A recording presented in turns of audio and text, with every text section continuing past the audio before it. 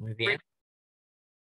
Tenemos que continuar con las clases del día de hoy. El día de hoy vamos a empezar con lo que es función secretora. Vamos a ver hormonas y secreciones de todo el tracto gastrointestinal, ¿sí? Muy bien. Entonces vamos a pasar primero con el primer debate en grupos. Ya, vamos a poner las secciones respectivas para que puedan elegir sus grupos. Por favor, vayan entrando a sus grupos para empezar el debate en grupos, ¿ya? Muy bien, podemos empezar a unirnos, por favor, a nuestros respectivos grupos.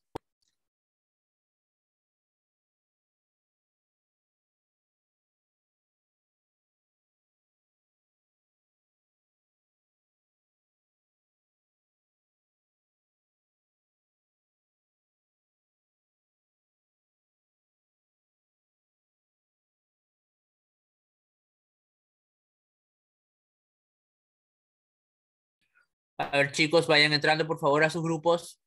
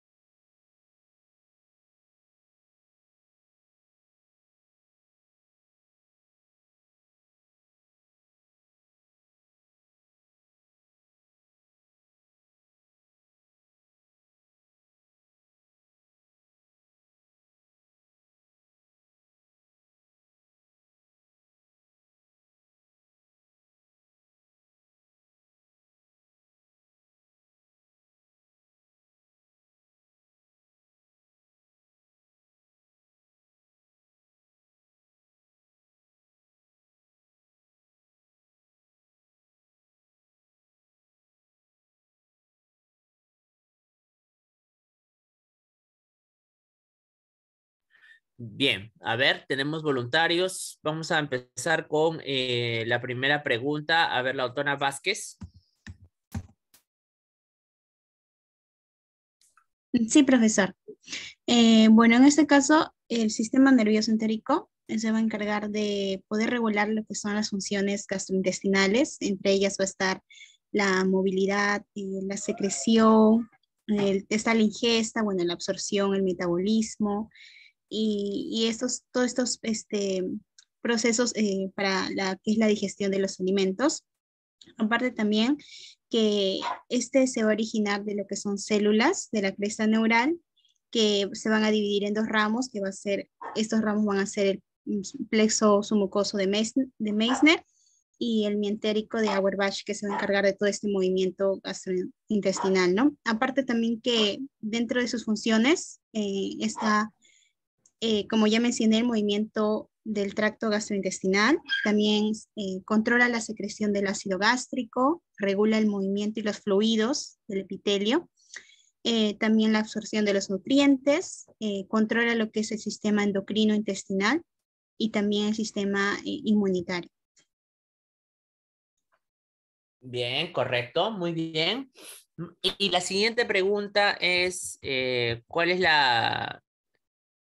es el componente del sistema nervioso central? ¿Cómo así se relaciona el sistema nervioso central? A ver, la doctora de la Cruz. Eh, ya.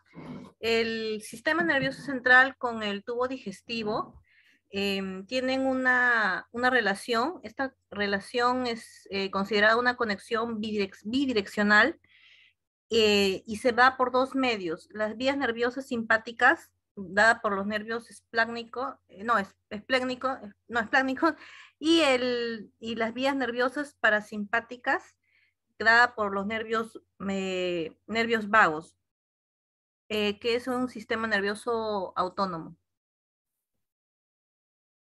Muy bien, ya. Ahora, de estos dos sistemas hay que mencionar que el sistema nervioso parasimpático es en realidad el que hace los mayores efectos, ¿no? Entonces, para resumir nada más, ya ustedes ya les hemos mencionado la clase pasada y lo van a ver en histología, las capas diversas del tubo digestivo, pero en general hay que mencionar que hay un grupo de neuronas agrupadas en el interior que forman plexos, uno debajo de la capa muscular y otro debajo de la capa mucosa. Por eso es que tienen el nombre de submucoso y mientérico, ¿no? Uno de Auerbach y el otro de Meissner. El primero básicamente guarda funciones con respecto a la parte de la motilidad y el segundo básicamente con las funciones de la secreción, ¿no? Ahí ustedes lo pueden revisar mucho mejor.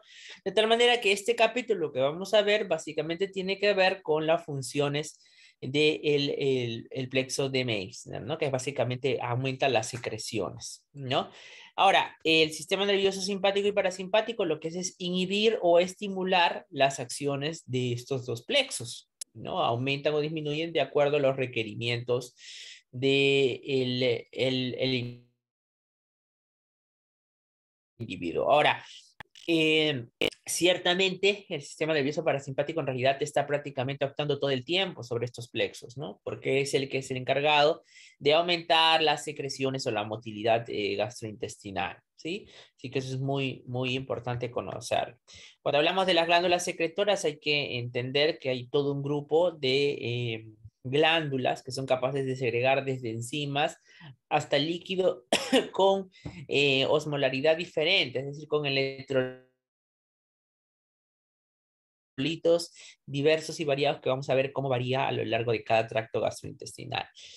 Y esta secreción pues está regulada por el sistema nervioso autónomo, ¿no? Porque, como ustedes han visto en los gráficos pasados, están conectados directamente hacia el plexo de Meissner, hacia el plexo de Meissner, ¿no? El parasimpático, como dijo la doctora, está a cargo del nervio vago. Miren ustedes, el nervio vago es prácticamente aquí el que hace la mayor cantidad de los efectos, ¿no? A excepción de las vísceras pélvicas. En el caso de las vísceras pélvicas, ahí hay que mencionar que está a cargo básicamente del plexo sacro, ¿no? Mientras que lo que corresponde al nivel simpático básicamente depende de la cadena simpática. Entre ellos hay unos nervios grandes que se llaman los nervios espláncnicos, mayores, menores y intermedios, ¿no? Eso es muy importante. Muy bien.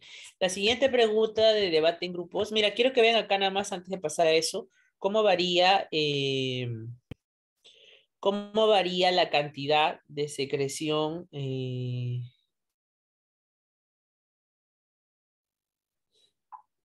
¿Cómo varía la secreción del tubo digestivo? Miren, a lo largo de cada glándula. Cada uno puede llegar a producir una cantidad de más de 1 litro, miren, ¿ah? Llegando que al final del día, ¿no? Prácticamente puede llegar a secretar casi 7 litros, imagínense ustedes.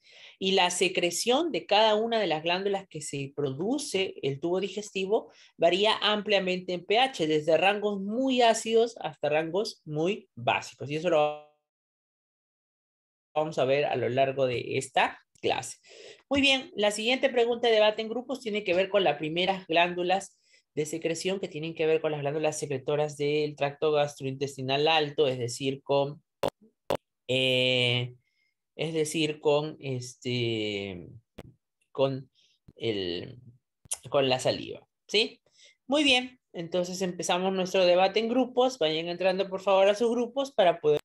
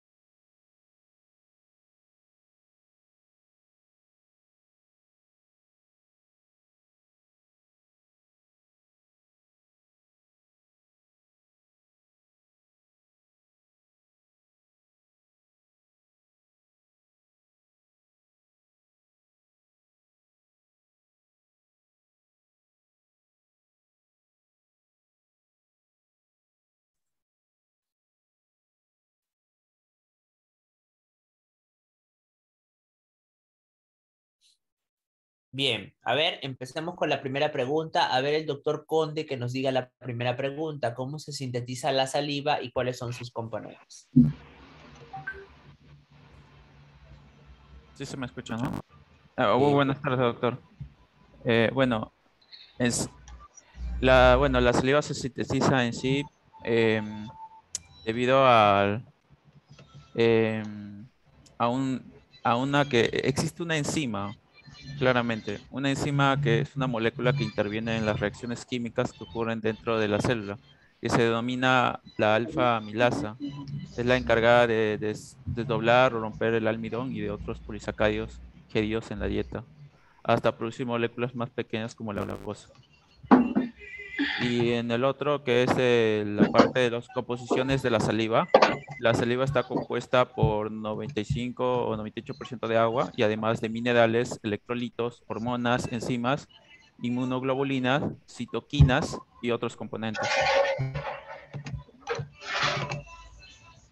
Ya, muy bien, correcto. Entonces, la secreción de la saliva tiene básicamente dos composiciones, ¿no? La secreción serosa rica en hialina,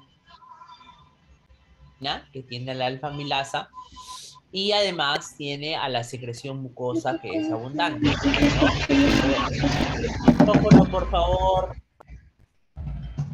A ver, ¿quién está con el micrófono, por favor, prendido? Ya. Entonces, tenemos a secreción mucosa abundante y la secreción rica en tialina. La primera tiene las enzimas que ha mencionado el doctor, sobre todo la milasa, la alfa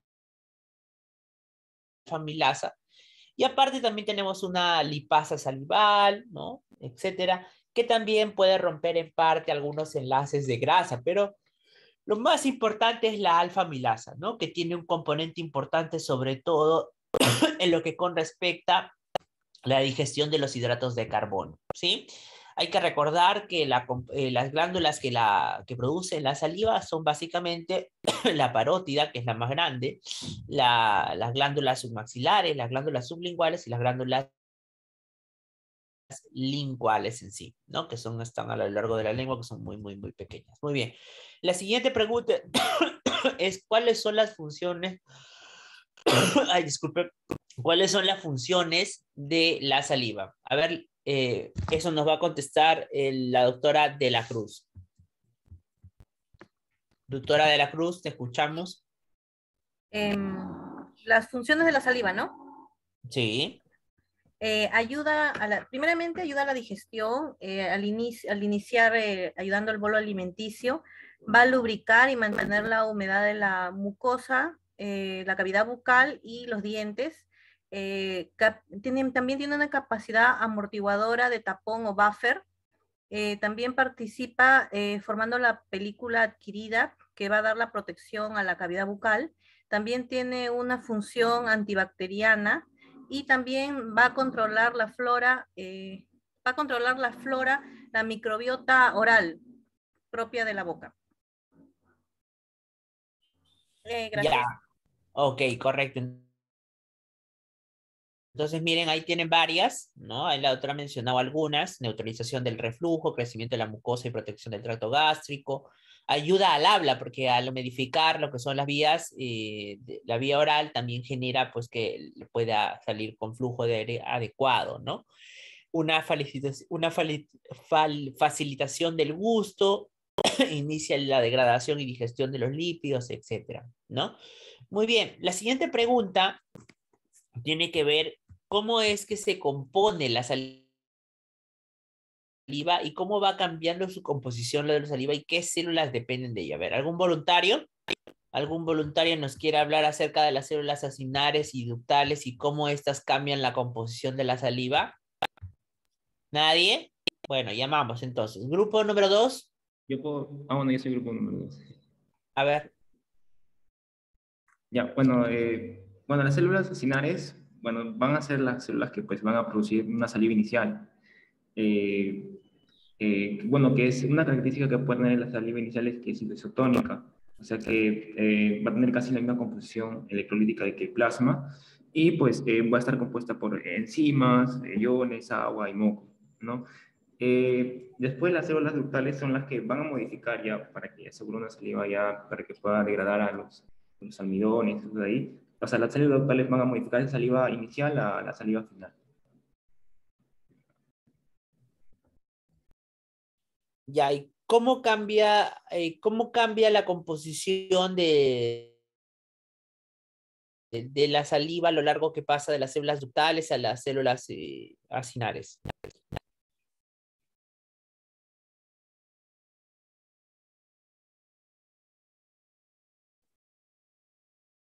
Mediante las bombas. Ya, pero ¿qué cambia? Qué es lo que cambia? ¿Qué composición? ¿Qué En el elementos caso son? en el caso de los acinares tienen la bomba sodio-potasio ATPasa y la sodio, no, sodio-potasio cloro. Y en el caso de las ductales van a cambiar por bicarbonato, bueno, más que todo van a absorber bicarbonato y no me acuerdo qué más, pero las células acinares se encargan de producir cloro, sodio y potasio, y las ductales de bicarbonato y sodio. Ya, correcto. Miren, las células acinares son células que prácticamente secretan lo que son las enzimas, ya, o sea, son las que tienen a la alfamilasa, a la lipasa, etcétera, ¿ok? Pero además es importante mencionar que esas enzimas no es solo que van solas, porque necesitan de un medio líquido para viajar. Y ese medio líquido es básicamente la sangre, el ultrafiltrado que generan directamente desde los capilares que están alrededor de esas glándulas, ¿no? Es decir, un pequeño ultrafiltrado. Y ese ultrafiltrado que producen en las células ductales, perdón, en las células acinares, tiene una composición muy parecida a la de la sangre, o sea, es isotónica, ¿no? Mientras que cuando pasa por las células ductales, o sea, al pasar en esta parte, en esta porción, vamos a ver que por un cambio de serie de transportadores genera que se reabsorba mayor cantidad de sodio y cloro, lo que baja la tonicidad de la solución, pero que aumenta la concentración de bicarbonato y potasio, ¿no? Muy bien. Entonces, la función básicamente está regulada por el sistema nervioso parasimpático y es importante mencionar ese cambio, ¿no? Por eso se dice que la saliva es una solución hipotónica, porque mucho del sodio y del cloro se ha reabsorbido gracias a las células ductales, ¿sí?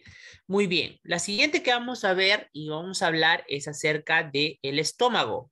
Muy bien. Acá, por favor, tienen que leer muy bien para que entender en cómo funcionan las las glándulas del estómago, ¿sí? Muy bien, pasamos a nuestro siguiente debate en grupos.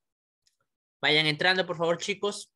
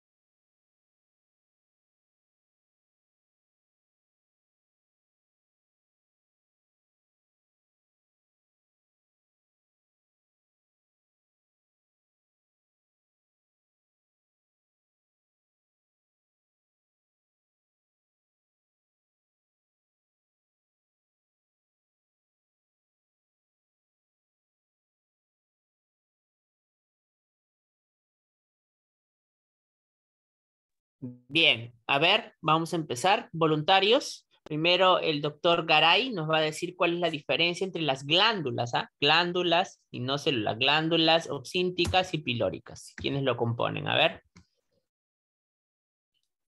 Ya, doctor, bueno, básicamente, como ahí está justamente en la diapositiva, las glándulas oxínticas se van a diferenciar de las pilóricas porque estas van a secretar el ácido clorhídrico. Y básicamente las pilóricas, justamente eso es para protegerse de ese ácido gástrico que hay. Entonces, las pilóricas van a secretar moco como protección de eso. Ya, muy bien. A ver, el doctor Chávez, ¿algún otro comentario? No, profesor, ya está. Iba a responder esta, pero también puedo responder a la siguiente si está bien con eso. Ya. A ver, para ahondar un poquito más, cuando nosotros hablamos de glándulas, acuérdense que una glándula no es otra cosa más que una cripta, ¿no? Es como un pozo formado por una serie de células en hilera. Y esas glándulas, como están formadas por varias células, tienen una serie de células en su interior. Por ejemplo, las glándulas oxínticas tienen a las células mucosas que producen moco, las células peptídicas o principales que producen al pepsinógeno, y las células parietales, también llamadas oxínticas, que generan dos cosas, que es el ácido clorhídrico y el factor intrínseco. En el caso de las glándulas pilóricas, estas básicamente secretan moco, pero también tienen a las células G que básicamente secretan a la gastrina, ¿no? Algunas de ellas van a encontrarlas en predominio en algunos lugares. Por ejemplo, ustedes van a ver que en el cardias y en el esfínter esofágico superior hay una mayor tendencia a secreción de moco y bicarbonato, así como en el píloro y andro. Y en el fondo así cuerpo básicamente está la secreción del factor intrínseco, ¿no? Y también la secreción de ácido clorhídrico y pepsinógeno, ¿no? Muy bien, la siguiente pregunta era acerca de cuáles son las fases de la secreción gástrica. A ver, el doctor Chávez nos va a hablar entonces de las fases de la secreción gástrica. Ok, sí. Bueno, la primera fase que podemos encontrar en la fase de secreción gástrica viene a ser la fase cefálica. Bueno, esta fase empieza antes de que, bueno, pues se dé lugar lo que viene a ser la entrada de los alimentos en el estómago, sobre todo para, bueno, empezar a ingerirlos. Esta se llega a deber a la visión, el olor, el tacto o el mismo gusto de los alimentos. Así, cuando mayor sea el apetito, pues más intensa será esta estimulación. Luego de esta sigue la fase gástrica.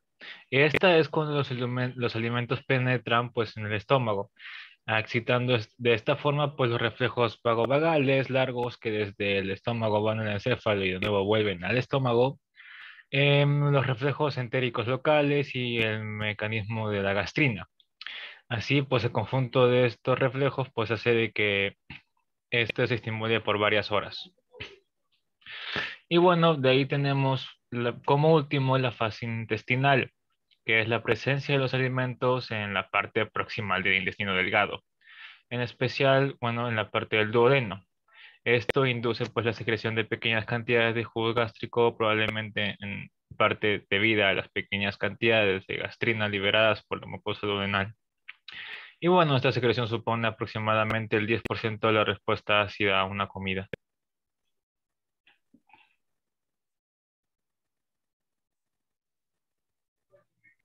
Muy bien, correcto. ¿No? Entonces, miren, acá el doctor ha mencionado toda una serie de fases, de las cuales la fase gástrica, como ha mencionado, es una de las que más le aporta, gracias a que la distensión de las paredes y los componentes en su interior cambian el pH y pues secretan mediante la gastrina y la histamina toda una serie de componentes que hace que se secreten más sus secreciones, ¿no? A ver, no sé si la doctora Núñez tiene algo más que aportar acerca de las fases. Bueno, lo que dijo compañero me parece correcto, no sé qué me podría agregar, pero bueno, ya para la siguiente pregunta entonces. Ok, doctor, muy bien. Entonces hemos hablado ya acerca de las fases y la siguiente pregunta que nos abordaba era básicamente la de cómo se secreta el ácido clorhídrico, cómo se secreta la pepsina y para qué sirven cada uno de ellos. Ya, muy bien. A ver, el doctor Núñez nos va a hablar de cómo se secreta el ácido clorhídrico y para qué sirve. Hay que explicarlo bien cómo se secreta, ¿ya? A ver, doctor, te escuchamos. Bueno, bueno. El ácido clorhídrico, bueno, es secretado por las células parietales suboxínticas y la castrina es la hormona gastrointestinal que se encarga de, ¿cómo se llama? De estimular su secretación, la secreción del ácido clorhídrico a nivel de las células parietales del estómago. El ácido clorhídrico realiza la función de desnaturalización de las proteínas y actúa como medio esterilizador de bacterias. En cambio, la pepsina es una enzima digestiva producida por las paredes del estómago y secretada por el jugo gástrico. Su función es descomponer las proteínas en péptidos más simples. Y como solo reacciona en un ambiente ácido, el estómago también produce el ácido clorhídrico, que va acompañado con el ácido clorhídrico. Y para esto el ácido del estómago cambia una proteína que se llama pepsinógeno y lo transforma en pepsina. Ya, muy bien, pero ¿cómo es el mecanismo de secreción del ácido clorhídrico? Eso es lo que quiero saber. A ver, usted o si no algún otro voluntario. ¿Cuál es el mecanismo? Ahí tienen el gráfico. ¿Cómo se secreta el ácido clorhídrico? Ustedes recuerden, estamos en fisiología ya. Aquí más que hablar de qué cosa hacen, tienen que hablar también el mecanismo de cómo lo hacen. Esa es la parte más importante del curso. A ver. Si no hay voluntarios, dedocracia, ya, muy bien. El grupo número 5, por favor. Grupo número 5. Grupo número 5. Si no me contesta nadie es porque no están presentes. Entonces no tienen asistencia.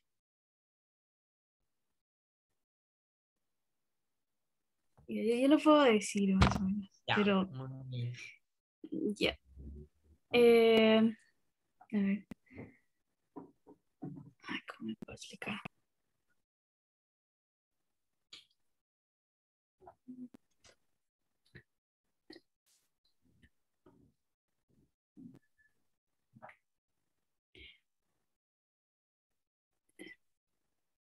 Creo que sí.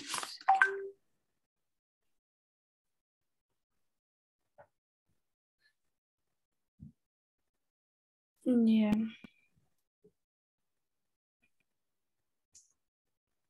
Estómago afectado por jugo gástrico.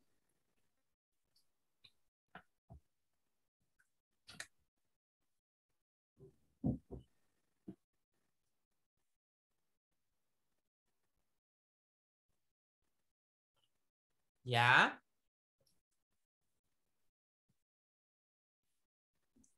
A ver, el grupo número 4, por favor. Grupo número 4.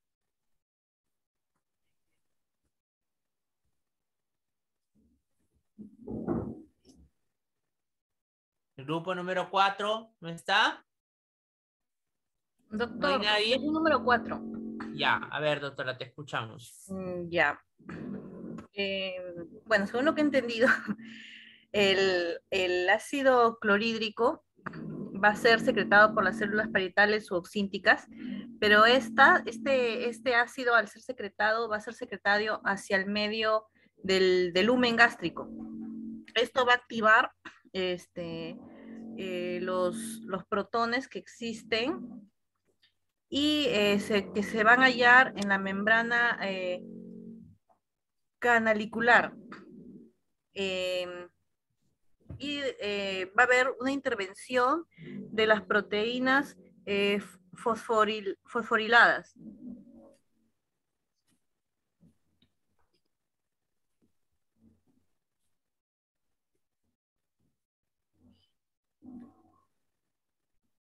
Ya, a ver, la doctora Amy Tuma tiene, a ver, nos quiere aportar, a ver. Sí, doctor. Eso es como un mecanismo, pero, o sea, un poco que lo entiendo, pero no entiendo cómo es que sale el ácido clorhídrico, porque, bueno, primero todo comienza con los hidrogeniones. Bueno, sí, a ver, cómo, bueno, ya. Los hidrogeniones estos entran por bueno, o sea, se van a secretar y salen por los canículos y se intercambian por iones de calcio, como está en imagen.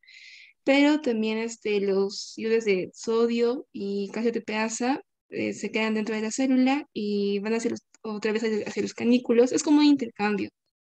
Y luego se bombea hidrogeniones mediante la bomba esta de acá, que es hidrógeno KTPasa, y esto permite que se acumule hidróxidos y dióxido también junto con bicarbonato dentro de la célula.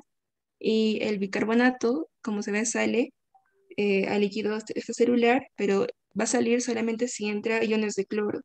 Ahora vemos que está el agua. El agua se va a dividir en hidrogeniones y también en hidróxidos.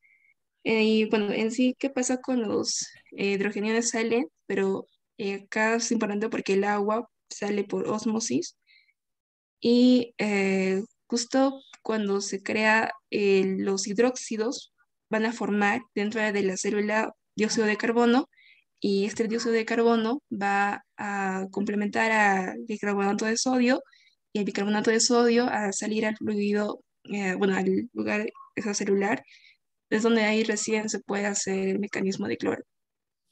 Algo por ahí va. Ya, claro, más o menos. A ver, miren, ¿ah? Esta es la célula parietal. La célula parietal tiene una forma, como ustedes ven acá, media como un triángulo, como un cuadrilátero, que cuando se activa, miren, se transforma en una forma particular en la cual tiene canales de liberación, ¿no? Y esos canales de liberación sirven para la liberación de los protones. El mecanismo mediante el cual suceden es que al ser activada, ¿no? La célula intercambia bicarbonato por cloro, haciendo ingresar cloro al interior de la célula en la parte vasolateral y también haciendo ingresar cloro de manera directa hacia el interior de la célula, ¿no? Entonces, ¿qué pasa? Que en el interior de la célula, el cloro que ha sido captado por el pericelular, ¿ya? Luego sale libremente gracias a canales propios del cloro y además el bicarbonato que acaba de ser absorbido pasa luego, ¿no? A transformarse en hidrogeniones más iones oxidrilo. Esos hidrogeniones más iones oxidrilo, el oxidrilo se queda y se transforma más, el CO2 se transforma en bicarbonato, pero los hidrogeniones se intercambian por potasio. O sea, aquí hay una bomba de protones porque saca un hidrogenio para meter un potasio. Ese potasio a su vez es reciclado otra vez hacia afuera para volver a seguir haciendo este evento cada vez más. ¿Y por qué saca hidrogeniones y por qué saca cloro? Porque al tener contacto el cloro con el hidrogenión permite la formación de ácido clorhídrico. Y la razón del por qué es porque aparte de naturalizar las proteínas y aparte de también tener efecto bactericida, ¿no? Es porque es necesario bajar el pH lo suficientemente bajo como para que el pepsinógeno, que es sintetizado por las células peptídicas, ¿ya? Es una proenzima. Eso quiere decir que es una sustancia que es capaz de generar reacciones químicas, pero que está de forma inactiva, ¿no? Y para poder activarla necesita de un pH sumamente bajo. Por eso es que se genera el ácido clorhídrico, porque el pepsinógeno se transforma en pepsina, que es su forma activa. ¿Y qué hace la pepsina? Rompe enlazos peptídicos, por eso el nombre de pepsina. Y lo trata de romper hasta oligopéptidos. No llega a romper hasta aminoácidos, no lo llega a hacer, porque si bien es cierto, la pepsina es sobre todo muy importante para la digestión de elementos proteicos, no es de suma vitalidad. ¿Por qué? Porque su capacidad para romper hasta péptidos no es tanta como sí lo es lo de los jugos pancreáticos, ¿sí? Otro elemento importante es el factor intrínseco, que también está generado por las mismas células. Este factor intrínseco tiene como principal función, ¿ya? El que coge a la vitamina B12 y la lleva como un carro, ¿no? Al funcionar como un carro, como un transporte, la transporta hasta el hilio terminal donde se absorbe la vitamina B12. Sin embargo, para que la vitamina B12 sea absorbida, requiere de este factor intrínseco. Por eso es que la inexistencia de este puede generar síntomas por deficiencia de vitamina B12, como la anemia, ¿no? Que se le llama la anemia perniciosa. Bien, lo siguiente que van a decirme es, cómo el estómago, si es que secreta un montón, miren, el pH del estómago llega a ser hasta 2 o menos de 2 gracias al ácido clorhídrico.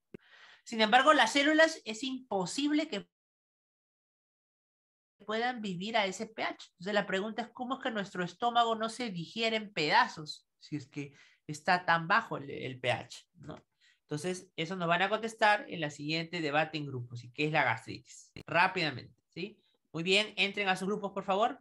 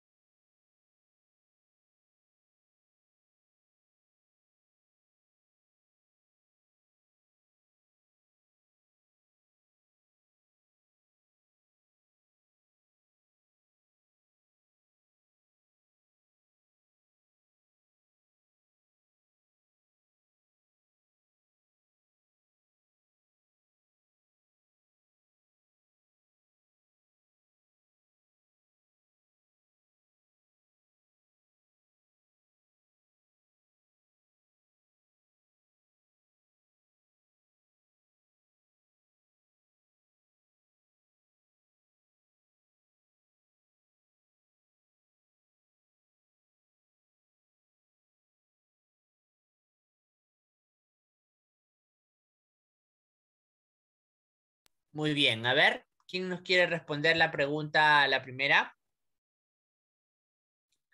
¿Algún voluntario? ¿No hay voluntarios? A ver, la doctora de la Cruz. Sí, ¿cómo se protege la mucosa gástrica de la secreción gástrica? Hay varias barreras. Primero tenemos la barrera moco bicarbonato, que va a ser la primera defensa tanto de la mucosa gástrica y de la mucosa duodenal. Va a establecer un pH de valores entre 2 a 7. También tenemos una regulación de secreción ácida mediante señales. Estas señales pueden ser endocrinas, paracrinas y neurocrinas. Las endocrinas, en esta actúa la gastrina y la histamina. En las paracrinas actuaría la somatostatina y las neurocrinas, los neuropéptidos. También otra de las barreras, tenemos las prostaglandinas, que van a proteger también la mucosa del estómago. Gracias. Ya, muy bien. Miren, uno de los mecanismos más importantes para la protección de la mucosa gástrica del ácido que genera es la pared de moco y bicarbonato. Miren ustedes, el ácido gástrico está en la luz de la luz gástrica, mejor dicho, en la parte más culme, en la luz misma.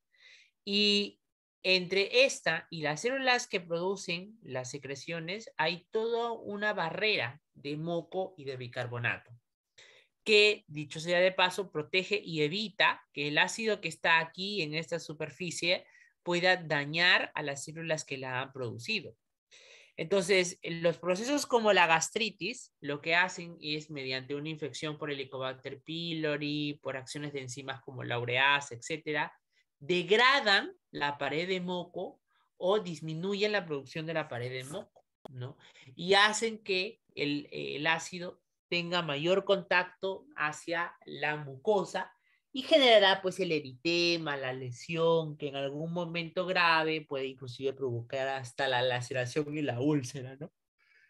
Que es el hueco literalmente de la mucosa gástrica, ¿no? Entonces eso es básicamente. Muy bien. La siguiente pregunta que nos atañe es ¿qué es la gastrina? ¿Cuáles son sus funciones? ¿Cuáles son sus estímulos y cuáles son sus inhibitorios? La doctora mencionó que hay hormonas que pueden estimular e inhibirla. Entonces a eso tiene que ver mucho con ello porque la gastrina actúa sobre los elementos que la doctora ha mencionado justamente de esa forma y esa es la razón por la cual también hay medicamentos que actúan a ese nivel. Bien, entonces para esta pregunta en grupos, por favor, igual revisen y vamos a preguntar. Bien, entren a sus grupos, por favor, doctores.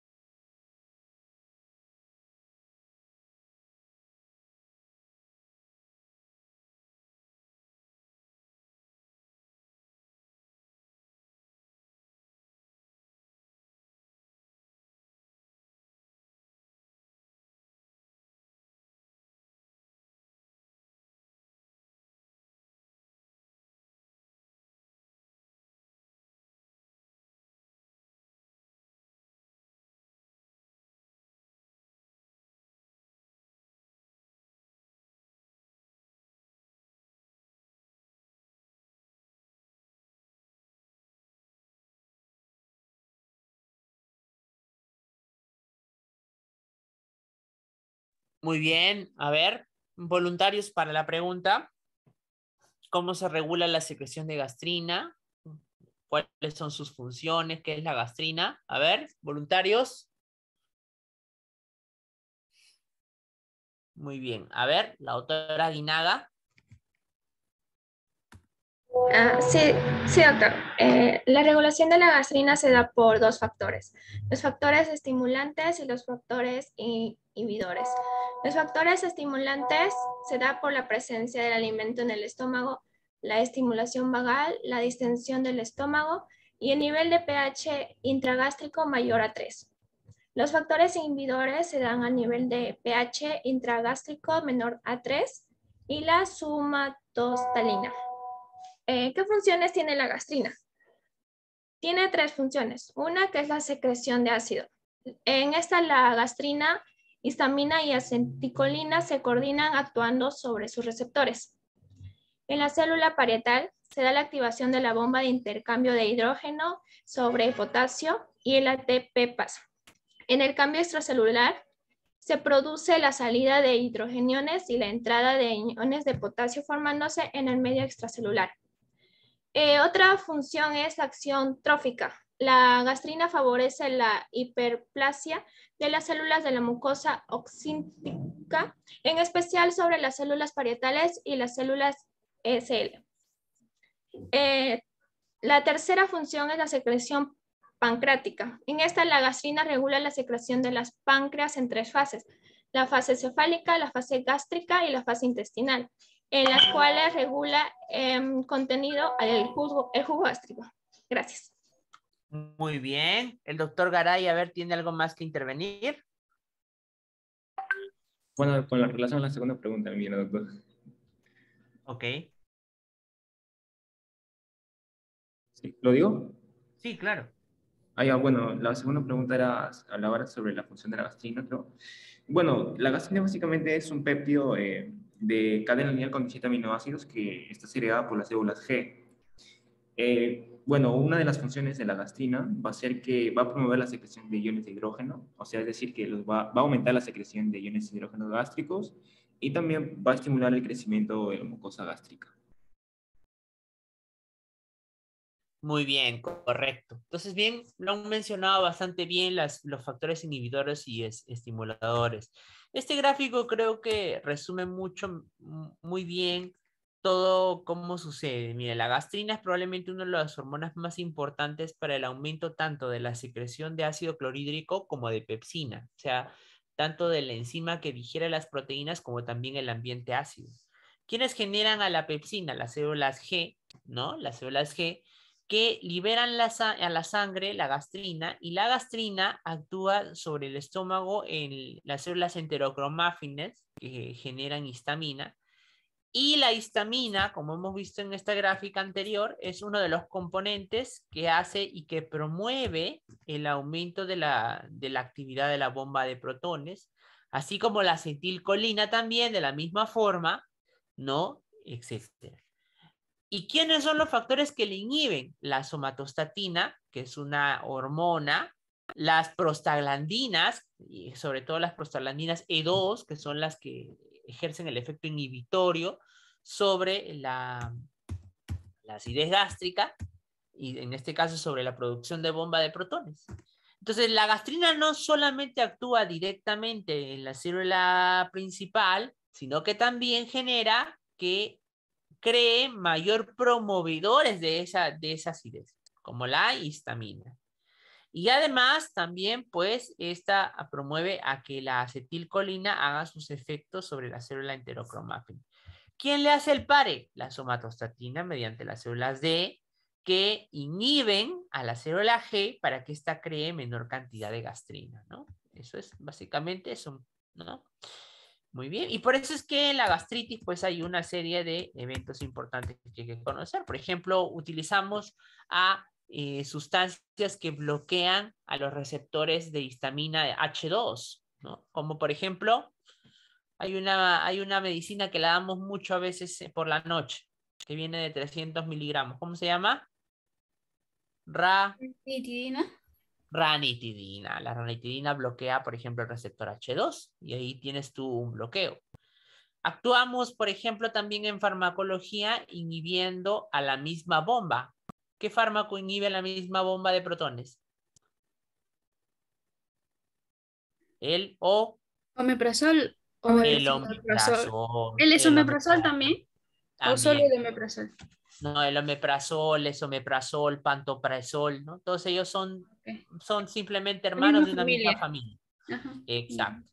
¿No? Entonces ellos. Y por eso es que también los AINES, que son los antiinflamatorios que más utilizamos para el dolor, etcétera, que son inhibidores de la secreción de prostaglandina. Ah, pero yo les dije, doctor, pero no me dijo que las prostaglandinas eran las que protegían, o sea, disminuían la producción de la bomba de protones. Ah, ya. Por eso ahora entiendes por qué los AINES. ¿Cuáles son sus efectos adversos? La gastritis, ¿no? Gastritis. No dicen que, claro, pues ¿por qué? Porque tú de esa forma estás bloqueando uno de los factores protectores para la mucosa gástrica. Entonces, ¿ven? En este Por eso caso, les digo, doctor, ¿el ketorolaco también cumple o no tiene tanto ese bloqueo? el ketorolaco es un AINE también igualito, tiene el mismo efecto, ¿no? Todos los Ah, que son AINES, los AINES son más de 100. Entonces, todos los AINES, algunos más que otros, tienen la capacidad de bloquear a la prostaglandina. Bien, entonces ya hemos hablado un poco de la gastrina, ahora vamos a hablar acerca del páncreas exocrino, porque hasta aquí todo esto sirve para, bueno, la digestión de las proteínas, ayuda en parte, pero a pesar de ese poder tan importante del pH bajo, yo les he dicho que ese no es suficiente para la digestión de las proteínas, ¿no? Entonces, porque el páncreas es probablemente el más importante órgano de la digestión de los alimentos. Y van a saber ustedes por qué. Entonces, aquí necesito que me hablen mucho acerca de cuáles son las secreciones del páncreas, las hormonas del páncreas, qué es el pancreatitis aguda, qué es la colecistoquinina y qué es la secretina, para entender mejor cómo es la función del páncreas exocrino. No quiero que me hablen de la insulina ni de eso, porque ese es páncreas endocrino, esa es otra clase. ¿Ya? Muy bien. A ver, entonces vamos a empezar nuestro último debate en grupos. Entren por favor a sus grupos, chicos.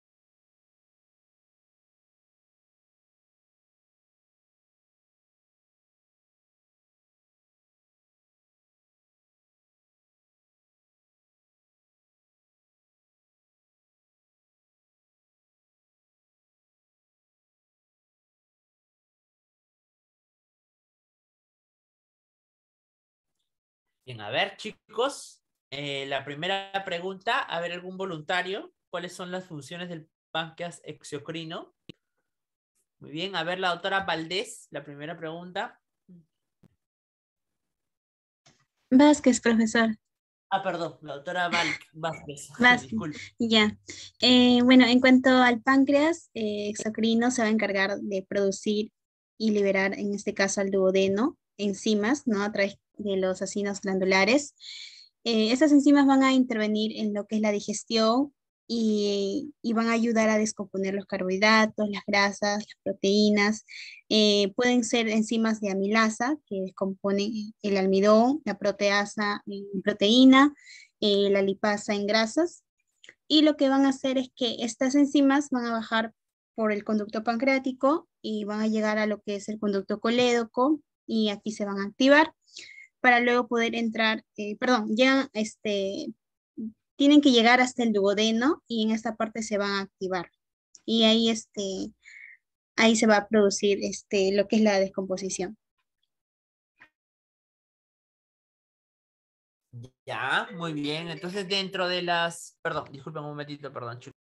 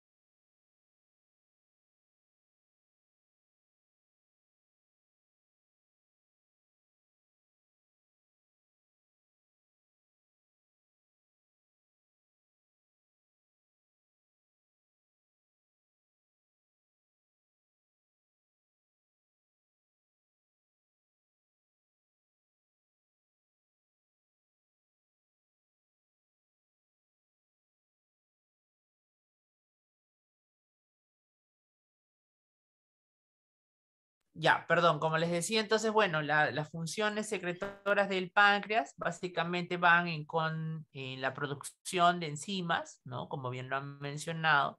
Pero otra función importante es la neutralización del ácido gástrico, ¿no? ¿Por qué? Porque acuérdense que la secreción gástrica es un contenido sumamente ácido, ¿no? Y a pesar de que es en parte neutralizado por el moco y el bicarbonato producido por las células mucosas del mismo estómago, igual es sumamente ácido. Entonces, para llegar al duodeno, finalmente en el duodeno tiene que ser neutralizado. Y esa neutralización se produce porque la secreción pancreática tiene un contenido alcalino. Y ese contenido alcalino muy importante, ¿no? Se debe a la gran secreción de bicarbonato, ¿no? Pero además, el páncreas pues secreta toda una serie de enzimas que se van a hacer las más efectivas para degradar las moléculas pesadas de nutrientes como son los carbohidratos, como son las proteínas, etcétera, ¿no? Muy bien, entonces la segunda pregunta es ¿cómo se sintetiza la secreción pancreática y qué componentes tiene? A ver, la doctora Amituma. Sí, doctor. ¿Se refiere a las fases de secreción o a la regulación? A ver, primero las fases de secreción. Bien, al igual que es muy parecida a la del estómago, porque comienza con una fase cefálica y gástrica y luego con una fase intestinal. En el caso de la fase cefálica y gástrica, bueno, ya tuvo que haberse el alimento, ya haber estimulado varias enzimas. Y durante la gástrica también la estimulación nerviosa va a estimular las secreciones pancreáticas. Y en la fase intestinal es cuando ya el quimo sale del estómago y hacia el intestino, donde se va a secretar mm, la hormona secretina. Ya, bueno, aquí hay básicamente las fases, ¿no? Fases de secreción pancreática, intestinal y la cefálica y gástrica. De aquí la más importante, una de las más importantes es justamente la secreción a nivel de la parte intestinal, ¿no? Porque es cuando ya aquí el bolo alimenticio ácido, el pH estimula pues hormonas como la colecistoquinina que generan mayor secreción gástrica y además de la misma forma también la secretina. Muy bien. ¿Y cuáles son los componentes? ¿Cómo se forma el jugo pancreático? A ver, la doctora Santos. Doctor, disculpe, pero yo quería responder acerca de la pancreatitis aguda y no había... Ya, a ver, la doctora Antón. Igualmente quería responder la pregunta. Ya, ¿algún voluntario para responder la pregunta de cómo se forma el jugo gástrico, chicos? ¿No hay voluntarios? Dedocracia, entonces. ¿Jugo gástrico o pancreático? Perdón, pancreático. Ya, bueno, ¿cómo se funciona o cómo se secreta? Ya, bueno, el jugo pancreático se secreta en su utilidad en ácidos de glándulas pancreáticas. Dos componentes importantes son los iones de bicarbonato y el agua, ¿no? ¿Eso? Ya, pero no quiero que me digan solo los componentes. Vamos, muchachos, ya les he dicho de que igualito cuando uno habla la secreción tiene que decir los mecanismos. ¿Cómo Ya. es? ¿Qué bombas Esto se activas? basa a etapas, o sea, la secreción de la solución isotómica de bicarbonato acerca de los sodios por los conductillos y los conductos pancreáticos. Creo que en un PPT usted la había mencionado al otro lado. Había un PPT de un dibujito. Ahí está, eso. Ahí dice que se basa acerca de etapas, ¿no? La primera que es el anhídrido carbónico, el cual difunde desde la sangre hacia el interior de la célula, donde se combina con el agua bajo el ácido carbónico, ¿no? O la influencia adrinasa carbónica, ¿no? En el punto 2 son los iones de hidrógeno formados por disolución de ácidos carbónicos en el interior de las células, las cuales se intercambian por iones de sodio a través de la membrana vasolateral de la célula mediante transportes activos, ¿no? Y el tercero, el cual es el movimiento global de los iones de sodio y bicarbonato desde la sangre hacia la luz ductal, ¿no? Algo así. Sí.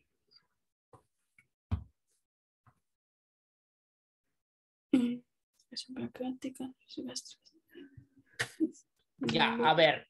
En la secreción pancreática tiene básicamente dos componentes, igual que en la secreción acinar. Primero que nada, tienen un componente acinar y un componente ductal. El componente acinar es el que secreta a las enzimas, todas las que van a digerir, acuérdense, carbohidratos, proteínas. ¿Y qué enzimas son? Ahí esas tienen que sabérselas de memoria. Todas esas enzimas tienen que sabérselas de memoria. Las enzimas que produce el páncreas son el tripsinógeno, quimiotripsinógeno, proelastasa, procarbopeptidasa A, procarbopeptidasa B. Esos 5 elementos son los encargados de degradar a las proteínas del alimento, ¿ya? Como se habrán dado cuenta, al decir tripsinógeno, quimiotripsinógeno o pro, Estamos diciendo de que estas enzimas se sintetizan en forma preformada, es decir, no están activas. Por lo tanto, no pueden digerir el tejido o no pueden degradar el tejido estando así. Tienen que activarse.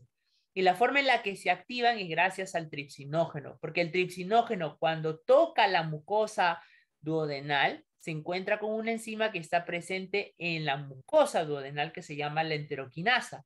Esa enteroquinasa activa al tripsinógeno, lo transforma en tripsina, y la tripsina activa a todas estas de acá. Y recién ahí esas enzimas degradan a todas las proteínas. Esa es la forma en que las proteínas más eficazmente se degradan.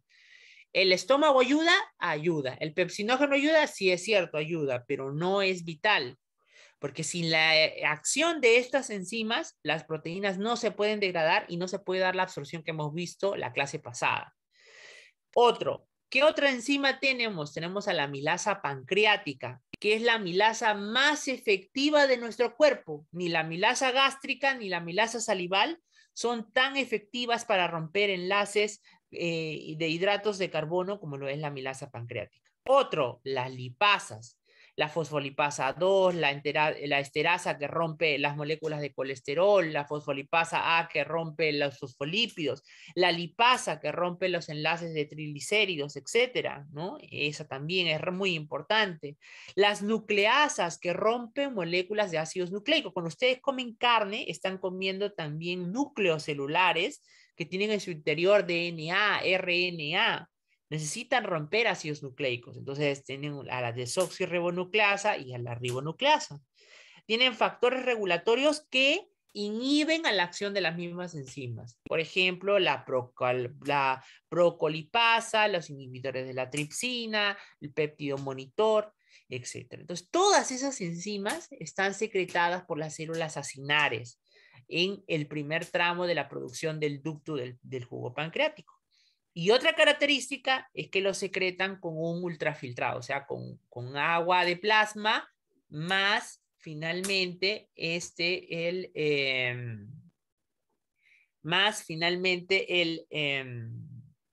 ¿cómo se llama? El contenido en electrolitos, ¿sí? Que tiene pues sodio, potasio, cloro, bicarbonato. Pero el contenido en ese interior, en la célula acinar, es prácticamente el mismo al del plasma. No ha cambiado, ¿no? Por eso se dice que es isotónico. ¿Qué pasa cuando esa concentración de enzimas con agua y líquido isotónico pasa por la célula ductal? En la célula ductal pasa algo parecido como pasa con la saliva. Solo que aquí la secreción de bicarbonato es mucho mayor. Y la absorción de cloro también. Eso hace que mi jugo pancreático tenga una alcalinidad alta y por eso es capaz de contrarrestar al pH sumamente ácido que proviene del estómago, porque este se drena a nivel del duodeno, ¿no? Y va a encontrar directamente el contenido del estómago, ¿ok? ¿Cómo se da ese intercambio? Ahí ya lo ven, las bombas de protones que aumenta e intercambia hidrogeniones por bicarbonato, perdón, cloruros por bicarbonato, ¿no? Y las formas de absorber al bicarbonato ya sea son a través de la difusión pasiva de CO2 como también del coportador sodio bicarbonato, ¿no? Muy bien. Esas son las causas de estímulo de la secreción pancreática. La siguiente pregunta es, ¿qué es la pancreatitis aguda? A ver, la doctora Santos, ¿qué es la pancreatitis aguda entonces? En base a lo que acabamos de decir, ¿qué es la pancreatitis aguda? Doctor, disculpe, la pancreatitis aguda es como una inflamación brusca del páncreas que provoca por la activación dentro de él en las enzimas que produce para la digestión. En algunos casos graves, esta parte del páncreas se destruye en un proceso que se llama la necrosis y que produce una reacción inflamatoria generalizada que puede afectar a tus organismos vitales. Ya, ¿y dónde se da la activación en la pancreatitis? ¿Cuál es el principal problema en la pancreatitis? ¿Cuál es el problema? ¿Por qué hay la inflamación?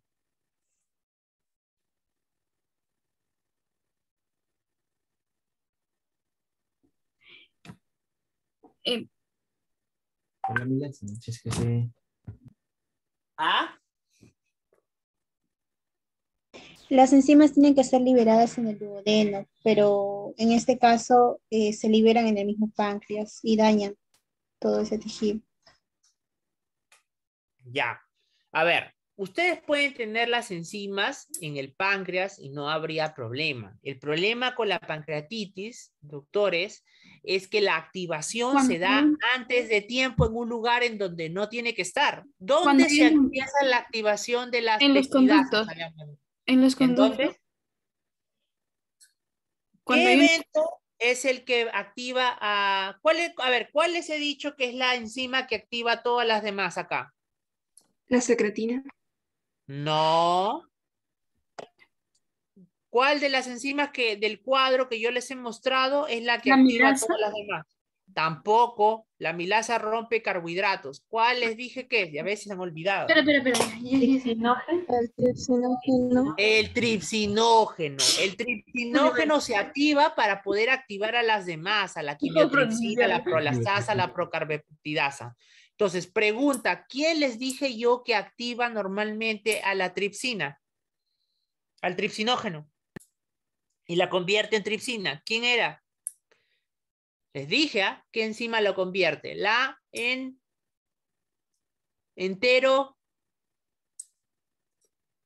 enteroquinasa. Enteroquinasa. ¿Dónde les dije que estaba la enteroquinasa? En el páncreas. ¿No? En el páncreas, ¿no? No, en el duodeno, La activación, la enzima enteroquinasa está en el duodeno. Entonces, conclusión, normalmente, ¿dónde se activan las enzimas? En el duodeno. En el duodeno. Entonces, ¿qué es la pancreatitis? Es la activación de las enzimas pancreáticas en el interior del páncreas. Eso es la pancreatitis. ¿Por qué? Varias causas. Puede ser por una obstrucción por un cálculo, puede ser por una inflamación, puede ser por una infección, etcétera. O inclusive anomalías congénitas, etcétera. Pero hay una activación en el interior del páncreas del tripsinógeno que activa a las demás proteasas. Entonces, si estamos hablando de un jugo que tiene en su interior enzimas capaces de degradar a la carne, ¿creen ustedes que no serán acaso capaces de degradar al mismo páncreas? Sí, sí o no. Por eso cuando si uno abriera a un paciente con pancreatitis, se diera cuenta que el páncreas se vuelve casi como ustedes han visto el Ternopor, que es lo que le pasa cuando le ponen acetona, igualito, ¿no? Como que se degrada, se comienza a derretir.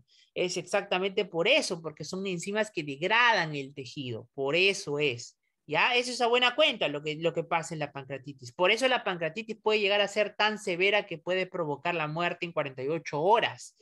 ¿Ya? Muy bien, listo. Entonces, eso es en cuanto a qué es la pancreatitis. Pregunta. Ahora, la siguiente pregunta es, ¿qué cosa es la colecistoquinina? ¿Cuáles son sus funciones? ¿Cuáles son sus estimuladores? ¿Y cuáles son sus inhibidores de la colecistoquinina? A ver.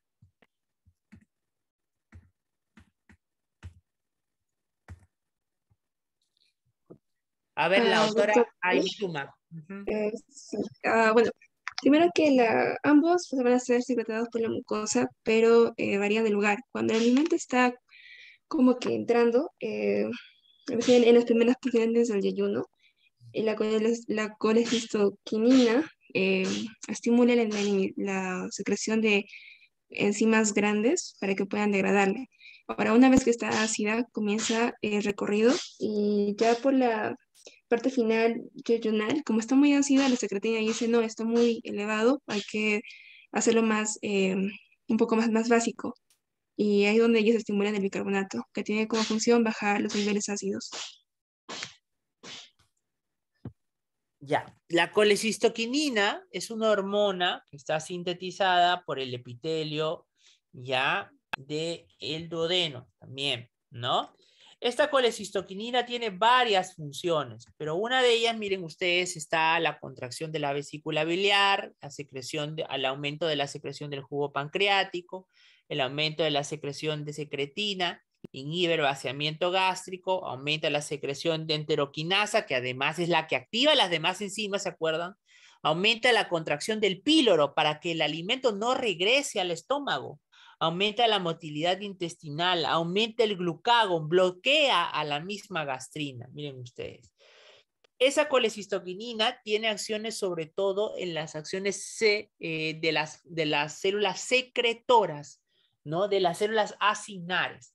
Mientras que la otra hormona, que es la secretina, tiene más bien sus acciones directamente sobre las células ductales, porque lo que busca es aumentar la alcalosis de la secreción pancreática, aumentando la secreción de bicarbonato, aumenta indirectamente la secreción de colecistoquinina, disminuye la secreción de ácido gástrico, aumenta la contracción del píloro, ayudando a la colecistoquinina para que el alimento no regrese al estómago y disminuye el vaciamiento gástrico, ¿no? Sus principales estímulos, ya que esto lo contrarresta la acidez, pues será básicamente la de el pH bajo. El pH bajo en el duodeno genera que las células S del duodeno pues aumenten la liberación de secretina, aumenta la liberación de bicarbonato y esto pues regula a la acidez. De la misma forma existen péptidos reguladores, inhibidores de la tripsina, que también regulan a las propias enzimas digestivas proteolíticas muy poderosas, ¿no? Ahí está. Bien. Otra función importante, ya esto vamos a pasar un poco más rápido, es la de la bilis. Ya más o menos hemos visto en las funciones de la absorción, de que un elemento muy importante es la bilis porque permite la absorción de las grasas mediante su emulsificación, ya que favorece la absorción de los productos finales. Yo les dije que las grasas, al no ser liposolubles, pues lo que tienden a hacer en el bolo alimenticio es formar gotículas grandes, bolas de grasa. Pero las enzimas pancreáticas que digieren a la grasa no lo pueden hacer más que sobre las que están alrededor de esas gotículas. Y lo que está dentro no pueden digerir nada. Entonces, ¿qué hay que hacer? Tenemos que agarrar a la grasa y dividirla en múltiples gotitas, gotitas, gotitas. ¿Se acuerdan que eso fue lo que dijimos en absorción? Y eso se logra mediante la emulsificación producto de los ácidos biliares. Eso es lo que hacen los ácidos biliares. Entonces, los ácidos biliares están en la bilis, porque no es lo mismo ácido biliar que bilis. La bilis es todo el compuesto secretado por el canalículo biliar de todos los hepatocitos, ¿no? El hígado produce la bilis, no la vesícula biliar. ¿Ya? Miren ustedes, ahí tienen 2 hepatocitos y en el interior está el canalículo biliar que, miren ustedes, tiene como productos la bilis, tiene ácidos biliares, fosfatidilcolina y colesterol. ¿Quién predomina? Los ácidos biliares en una proporción de 10:3:1, ¿no? Sin embargo, la bilis aún así tiene colesterol libre. A pesar de que los ácidos biliares están hechos en base a colesterol, aparte de eso, tiene colesterol libre. Entonces, el mayor flujo está dirigido pues directamente hacia las vías biliares y finalmente se drena todo a través del colédoco al duodeno. Y miren, aquí están los transportadores que son los que pasan. Los ácidos biliares se forman a partir de colesterol. ¿Cómo? Gracias a la 7-alfa-hidroxilasa, que transforma a mi colesterol en ácido cólico y ácido queno-desoxicólico, que se llaman los ácidos los ácidos biliares primarios. ¿Por qué primarios? Porque los produce el hígado. Una vez que estos ácidos biliares llegan al colon, se encuentran con las enzimas de la flora bacteriana colónica y se transforman en ácidos biliares secundarios, ¿no? Que se llaman el ácido urso-desoxicólico, litocólico y desoxicólico, ¿sí? El ácido queno-desoxicólico también es transformado en enzimas bacterianas en ácido litotólico, ¿no? Pero en algunos casos este no se puede encontrar, ¿no? Muy bien.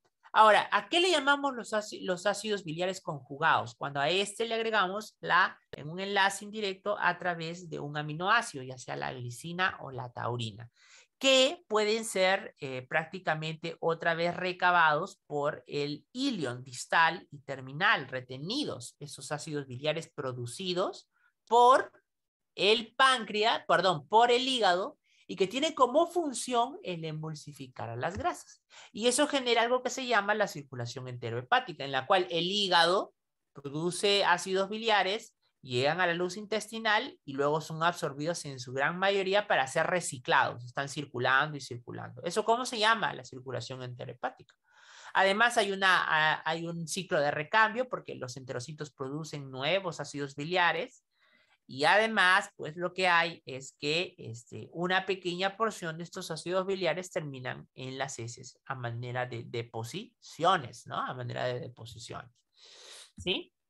Y es por eso que el aumento, ya que estos ácidos biliares son pues son sintetizados a partir de colesterol, es importante entender que el colesterol es una fuente para los ácidos biliares, pero también pueden estar solos. ¿Cuál es el problema del colesterol? Que el colesterol puede servir como núcleo alrededor del cual los ácidos biliares se depositan y forman finalmente una piedra, un cálculo, ¿no? Y por eso ustedes pueden ver que los colangiocitos, miren ustedes, que son los que revisten a la vía biliar, no solamente llevan pues a la bilis, ácidos biliares, el colesterol, la lecitina, no solo ellos, sino también tienen un contenido básico. ¿Por qué? Porque los colangiocitos cambian la concentración de los electrolitos en el interior de ese jugo, ¿no? Miren, aumentan la secreción de cloro y aumentan, ¿no? También y sobre todo el bicarbonato. Por eso la bilis es básica, ¿no? Es un contenido alcalino.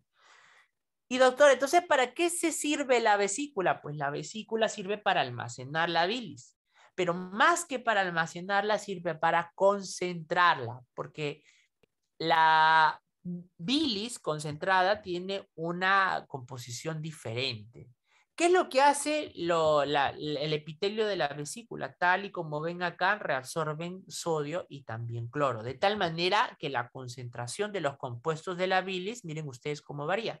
Esta es la bilis del hígado y esta es la bilis de la vesícula biliar. Los componentes y las proporciones son marcadamente mayores, ¿no? Y eso aumenta la eficacia de emulsificar las grasas de la bilis. Sin embargo, eso también aumenta la probabilidad de litiasis si es que nosotros somos personas que tenemos genéticamente la predisposición a formarlo y sobre todo si tenemos una dieta alta en colesterol, ¿no? ¿Por qué? Porque el colesterol va a servir como la piedra a través de o mejor, el eje o el núcleo a través del cual los cristales se van a tender a depositar, ¿no? Acá están las funciones de la colecistoquinina. En cuanto al intestino delgado, la secreción es básicamente de muco para aumentar la transitabilidad de los nutrientes y la absorción, que eso ya lo hemos visto en la clase pasada, ¿no? Que básicamente secretan de forma activa bicarbonato, cloruros, por eso es que la secreción del intestino también es básica, y mucoides para que puedan pasar. En el caso del intestino grueso, pues están las glándulas o las cristas del Lieberkühn que secretan moco para evitar la lesión de la mucosa producto de las heces, ¿no? Y hay otras hormonas, pues acá ya ustedes ya lo van a leer, la mutilina, el PET inhibidor gástrico, la somatostatina que ya la hemos revisado, la sustancia P, la bombecina, la neurotensina, etcétera, que ayudan, ustedes van a ver, ayudan acá a muchas de las hormonas que ya hemos visto hasta este punto, ¿sí? Muy bien, chicos. Entonces, hasta aquí nos vamos a quedar el día de hoy. Tenemos